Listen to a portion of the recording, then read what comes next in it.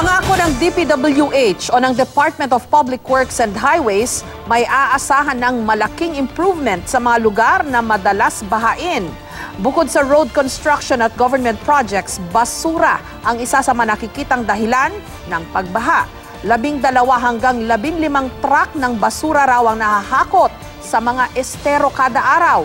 Bukod pa sa mga basurang nasasala ng pumping stations. May report si Bernadette Reyes.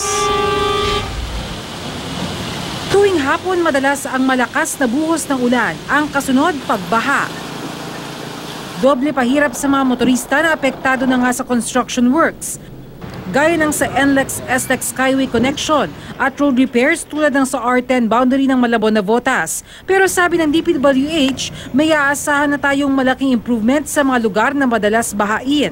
Kakatapos na ng project namin sa Quezon City, sa Quezon Avenue, yung widening with drainage. So malaking tulong din yan. May mga pumping stations kami that will be online this year. So may improvement. That's my commitment sa every year makakaroon ng major improvement sa flooding. Bukod sa road construction at government projects, basura naman ang isa sa nakikitang malaking dahilan ng MMDA sa pagbaha.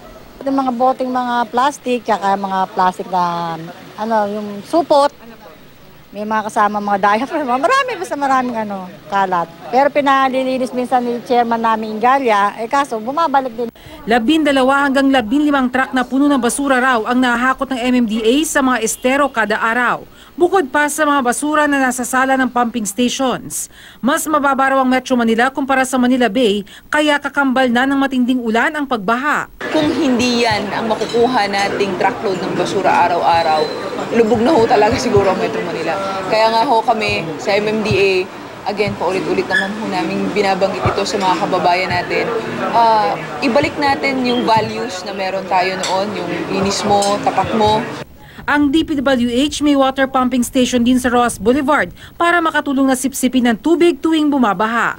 Sa Quezon City tulad ng Quezon Avenue at Mother Ignacia kung saan madalas may lumulutang na sasakyan, nilakihan na ang drainage. Sinisikap din daw ng DPWH na tapusin ang road repairs tulad sa Commonwealth Avenue para maibsan ang matinding traffic sa lugar. Bernadette Reyes, GMA News.